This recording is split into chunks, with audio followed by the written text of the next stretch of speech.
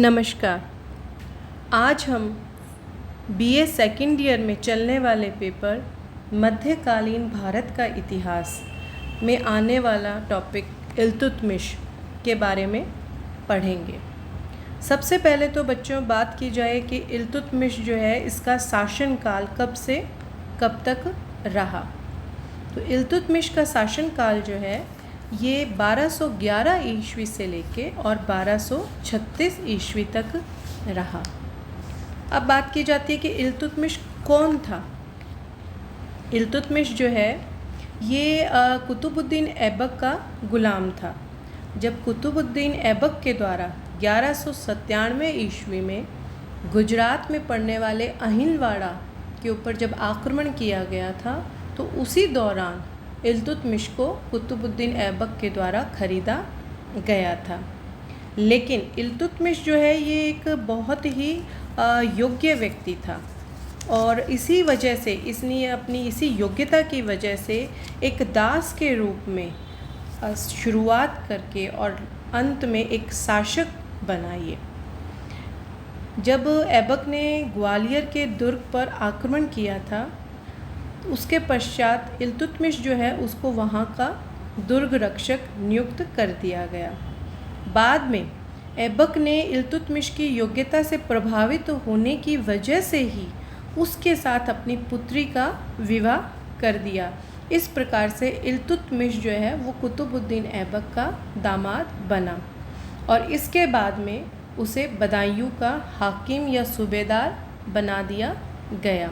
इस प्रकार जब ऐबक की मृत्यु हुई उस समय इल्तुतमिश उत्तर प्रदेश के अंदर पड़ने वाले बदायूं जो था इसका सूबेदार था। जब कुतुबुद्दीन ऐबक की जब मृत्यु हुई तो बताया जाता है इतिहासकारों के द्वारा कि उसके पश्चात आराम शाह जो है उसे लाहौर का नया शासक बनाया गया। लेकिन जो दिल्ली के जो तुर्क अमीर थे वो आराम शाह को शासक स्वीकार नहीं कर सके और उन्होंने इल्तुतमिश को अपना नया सुल्तान घोषित कर दिया। क्योंकि आराम शाह को हटाकर इल्तुतमिश जो है नया सुल्तान बना था, इसी वजह से इन दोनों के बीच में 1210 ईस्वी में जूद का युद्ध हुआ। जूद जो है ये पंजाब में पड़ता है और यहाँ पर इल्तुतमिश ने आराम शाह को मारकर लाहौर पर अपना अधिकार कर लिया। अब बात आती है कि इल्तुतमिश के द्वारा सुल्तान का पद स्वीकार करना। हम जानते हैं पिछले अध्याय में हमने पढ़ा भी था कि कुतुबुद्दीन ऐबक ने कभी भी सुल्तान की उपाधि जो है वो स्वीकार नहीं की। उसने हमेशा अपने आप को मलिक या सिपह सालार की उपाधि से ही अपने आप को स्वीकार किया था। लेकिन इल्तुतमिश जो है इसने सुल्तान की उपाधि धारण की और जो बगदाद के खलीफा थे उनसे अपने पद के लिए, सुल्तान की उपाधि के लिए और खिल्लत जो है प्राप्त करने के लिए उनसे विनती की। अब यहाँ बात आती है कि ऐसी क्या आवश्यकता थी कि उनके इल्तुतमिश के द्वारा बगदाद का जो खलीफा था इससे स्वीकृति प्राप्त अपने पद के लिए की गई।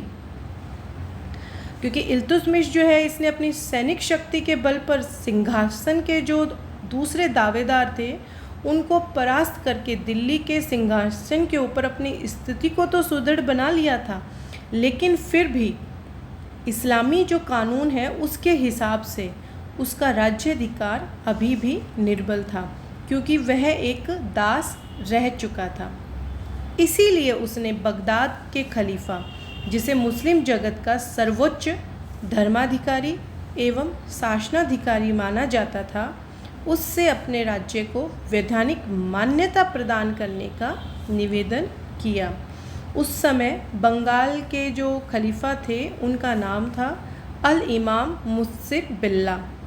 इनसे इल्तुतमिश को दिल्ली सल्तनत का सुल्तान स्वीकार कराने की अपील की और इन्होंने इल्तुतमिश को दिल्ली का सुल्तान स्वीकार किया और इल्तुतमिश को नासिर अमीर उल मोमनीन की उपाधि प्रदान की। नासिर अमीर उल मोमिनीन का अर्थ होता है खलीफा का सहायक, और खलीफा के द्वारा इल्तुतमिश के लिए खिल्लत भी भेजी गई। खिल्लत जो होती है वो एक पोशाक होती है। इस प्रकार इस घटना का देखा जाए तो बहुत ही अधिक राजनीतिक महत्व है। खलीफा की स्वीकृति से उसका वैधानिक पक्ष, इल्तुतमिश का जो वैधानिक पक्ष था वो बहुत ही मजबूत हो गया, और मुसलमानों के लिए उसकी आज्ञा की अवज्ञा करना एक तरह से धर्म की अवहेलना करने के समान हो गया। इस प्रकार से इल्तुतमिश ने अपने आप की, अपने खुद की जो सत्ता की जो उसको मजबूत किया, अपनी स्थिति को मजबूत किया। इल्तुतमिश जो है ये पहला मुस्लिम शासक था जिसने कि सिक्कों के ऊपर टकसाल का नाम अंकित करवाया। इल्तुतमिश ने मुद्रा व्यवस्था में बहुत अधिक सुधार किया। वह पहला तुर्क शासक था जिसने कि शुद्ध अरबी सिक्के चलाए। सिक्कों पर टकसाल का नाम लिखवाने की परंपरा शुरू की।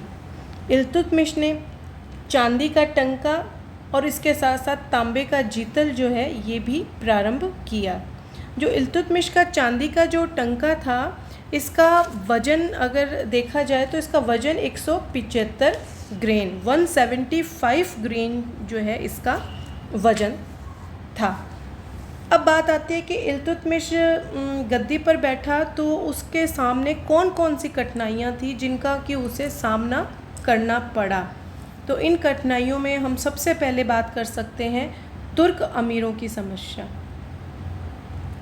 तुर्क अमीर जो थे वो ऐबक जो था, जब इसने भारत में तुर्क राज्य को संगठित किया तो बेसिकली उस समय क्या था कि ऐबक को अधिक समय नहीं मिल पाया था, इसलिए बहुत तरीके से उसको तुर्क राज्य को संगठित नहीं कर पाया। इसीलिए ऐबक की मृत्यु के बाद अलग अलग क्षेत्रों में नियुक्त जो तुर्क अमीर थे वो दिल्ली के सिंहासन को हथियाने की कोशिश करने लगे अथवा स्वतंत्र सत्ता स्थापित करने की उधेड़-बुन में लग गए। बहुत से ऐसे तुर्क सरदार थे जो कि गौरी और ऐबक के समय में इल्तुतमिश से कहीं अधिक महत्वपूर्ण पदों पर नियुक्त थे। इल्तुतमिश को सुल्तान बना देने से वो असंतुष्ट थे और वो सिंहासन पर स्वयं बैठना चाहते थे। इन तुर्क सरदारों की ये भी मांग थी कि प्रशासन के सभी महत्वपूर्ण पदों पर केवल तुर्क सरदारों को ही नियुक्त किया जाए। इसमें हम एल्दोज की, कुबाचा की, इनकी बात कर सकते हैं। इसके अलावा बंगाल के अली मर्दान जो था, इन्होंने भी अपनी स्वतंत्र सत्ता स्थापित कर ली थी, इनकी भी बात की जा सकती है। दूसरा जो उसके सामने कठिनाई थी वो था सेना का विश्वास प्राप्त करना। संयोग की बात ये थी कि दिल्ली में जो तैनात तुर्क सेना थी जिसका सेनानायक अली इस्माइल था, उन्होंने ही इल्तुतमिश को सुल्तान बनने के लिए आमंत्रित किया था, किंतु अब वो इल्तुतमिश का विरोधी बन गया था। और जो दिल्ली की जो तुर्क सेना जो थी वो अभी भी उसी सेनानायक अली इस्माइल जो है उसी के नियंत्रण में थी। ये भी इल्तुतमिश के सामने एक बहुत बड़ी समस्या थी। इसी प्रकार से हिंदू सरदारों की समस्या। ऐबक जो था उसके शासन के समय बहुत से हिंदू सरदार जो थे, इन्होंने दिल्ली की अधीनता मान ली थी और वार्षिक कर चुकाने का वचन भी दिया था, परंतु ऐबक की मृत्यु के बाद उनमें से बहुत से सरदार विद्रोही हो गए थे और उन्होंने कर भेजना बंद कर दिया था। और कई क्षेत्रों में तो इन सरदारों ने संगठित होकर अपने अपने क्षेत्रों से तुर्क अधिकारियों को भी खदेड़ दिया था। चौथी जो समस्या जो कि और भी गंभीर थी वह थी उत्तरी पश्चिमी सीमा की समस्या। इल्तुतमिश के सामने उत्तरी पश्चिमी सीमा की सुरक्षा भी एक गंभीर चुनौती थी। मध्य एशिया की राजनीति में मंगोलों के प्रवेश से भारी उथल पुथल मच चुकी थी। मंगोलों ने ख्वारिज्म के शाह को परास्त कर दिया था। ख्वारिज्म का जो राजकुमार था जलालुद्दीन, वो भागकर सिंधु तट पर आ पहुंचा और मंगोल नेता चंगेज खां उसका पीछा करता हुआ किसी भी समय भारत में प्रवेश कर सकता था। मंगोलों का ये जो आक्रमण था, इससे दिल्ली सल्तनत को बचाने की समस्या इल्तुतमिश के सामने एक गंभीर चुनौती के रूप में खड़ी हो गई। इसके अलावा एक समस्या हम ये भी कह सकते हैं दुर्बल राज्याधिकार। इल्तुतमिश चूँकि एक दास था, अतः विशुद्ध तुर्क सरदारों की दृष्टि में उसका साम्राज्य पर अधिकार अनुचित बात थी और वे उसको सुल्तान मानने को तैयार नहीं थे। तो इस प्रकार इल्तुतमिश के सामने कई प्रकार की समस्याएं थी। हम अगले जो क्लास है उसमें पढ़ेंगे किस प्रकार से उसने इन सब समस्याओं से निजात पाई। धन्यवाद।